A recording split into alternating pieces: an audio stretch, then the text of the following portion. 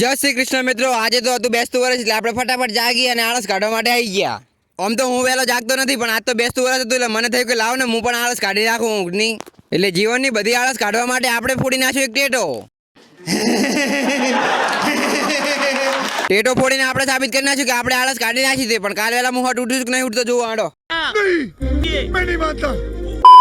પછી આપણે આવી ગયા ગામમાં અને આજના બેસતા વર્ષના રામ નામ પહેલા આતિશભાઈએ કર્યા. પછી મેં પણ તેમને હાથ મળાવીને શુભેચ્છા પાઠવી નાખી. પછી આપણે આવી ગયા મંદિરે માતાજીના દર્શન કરવા માટે.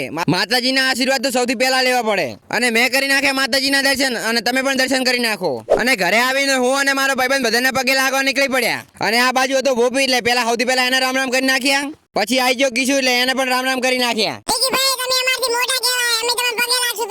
પછી કાર્તિકો પણ મને પગે લાગવા પડ્યો. જો આટલો નાનો તો પણ સંસ્કાર જેવો મસ્ત છે. અલ્યા આ તો હરુપાનો પગે લગાડે છે, મારે નથી લાગુ તો પગે લગાડે રે. બોલો વિડિયા માટે. પછી હું અને મારો ભાઈબંધ નીકળી ગયા ગામ તરફ બેસતા વર્ષના બધાને રામ રામ કરવા માટે.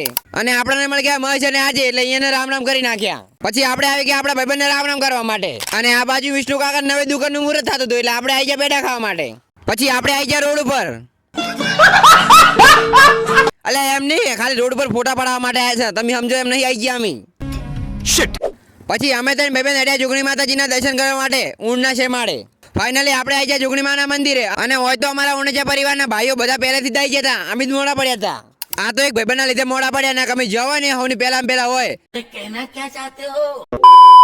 પછી મેં કરી નાખ્યા માતાજીના દર્શન અને તમે પણ માતાજીના દર્શન કરી લો. પછી અમારા પરિવારના સભ્યો દ્વારા વર્ષોથી ચાલી આવતી પરંપરા એટલે કે બેસતા વર્ષના દિવસે અમારા જોગણી માતાજીના મંદિરે નવી ધજાનું આરોહણ કરવાનું હોય છે. અને આ શું હોય તો સોનામાના ભરતો કાકાની ચા પીવેરા, આમ તો પૂછતાય નહીં. અલ્યા એ કોણ કહેવા ના હોય સોનો મોનો ચા પી રે. અમિત સોનો મોનો ચા પીવરા કોણ કહો છો?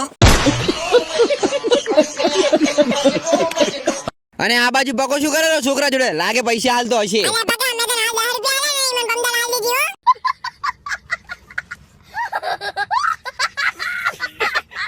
અને પછી બપોરે આપણે આવી ગયા પુલ ઉપર રીલ બનાવવા માટે.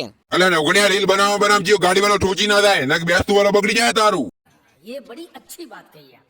ठीक है. અરે હા, તમારે જો આ બેસતા વર્ષનો પૂરો બ્લોગ જોવો તો આપણી યુટ્યુબ ચેનલમાં આવી જાય. તો ફટાફટ યુટ્યુબમાં જઈને સર્ચ કરો નવગણ ચા બ્લોગ અને મારી ચેનલને સબસ્ક્રાઇબ કરો તો સૌથી પહેલા વિડીયો તમને જોવા મળશે.